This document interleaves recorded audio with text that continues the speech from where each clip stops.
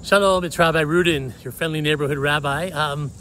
Somebody sent me an email because I've been talking a lot about coming to Selichot services this Saturday night at 8:15.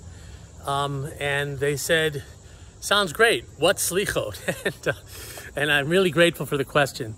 Sometimes we get so caught up in the when and the come and join us and all the rest, that we kind of set aside the what is it all about and the why.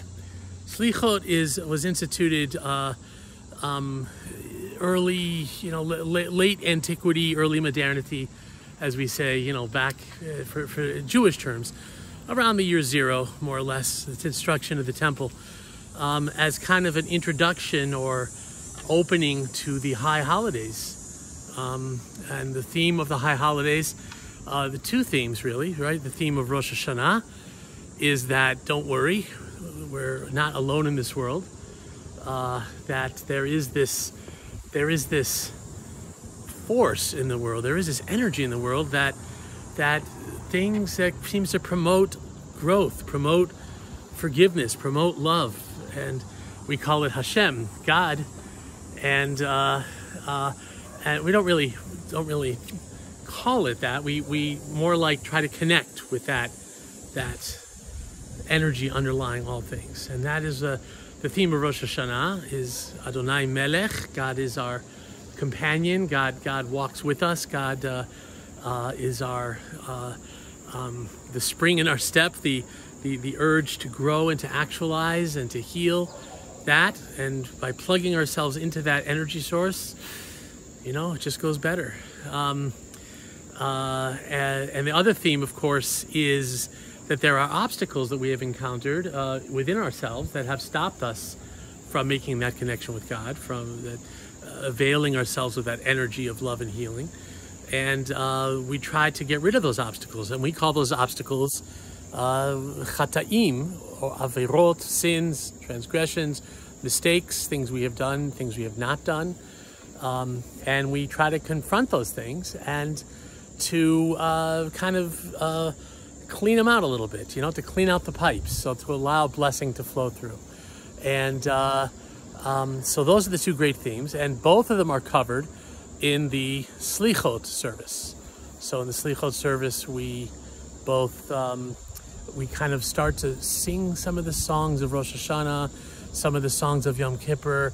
We sort of kind of just, and it's, now traditionally it's done at midnight. You say, why would they do a prayer at midnight? And the idea is that there are two great forces in the world. There's a force of contraction and the force of expansion, right? And that's kind of like everything is either growing, expanding, or kind of closing in and contracting. So the transition times for those forces, and we also call those forces, by the way, love and justice, right? Justice is everything kind of is in its place. Everything is defined. Everything is, right? That's justice, right? Everything doing what it's supposed to do. You don't do what I'm supposed to do. You're me and I'm you, and we have our boundaries and we have our limits. And those are the forces of justice. The forces of love are the connective forces.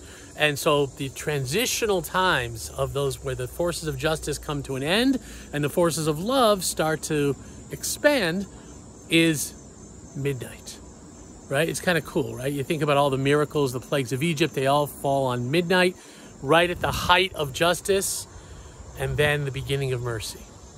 So that's when we say the Selichot services. We say them as the night turns and the dawn, even though we don't even see it, starts to appear, at least spiritually. So that is the Selichot services. How long do they usually last? They could be up to, in traditional terms, they could be an hour or several hours. We do it in about an hour or 45 minutes with, again, kind of, it's like a pre-rehearsal for the high holidays. We do some of the liturgy of the high holidays, the Al-Chetz, the Shema Kolenu, which are kind of the Avinu Malkeinu, right? And we even, I think we often blow the shofar just as kind of as a warm-up to remind ourselves of these great spiritual themes and to prepare ourselves spiritually for what I know is going to be a Shana Tova, a year of tremendous blessing and tremendous connection. So join us for Selichot services 8:15. We're honoring our first responders. We're saying thank you to our doctors, our nurses, our EMTs, all those, our therapists, all those in a community. And we are saying that we're joining them. We're all going to become, in a sense, first responders. And for the people in our lives. We will begin our self-transformation into a force for love, justice, truth, and bracha in this world as we are called upon to be. So, Tekiah, Shana Tova. I hope to see you Saturday night, and a wonderful, wonderful renewing new year. Bye-bye.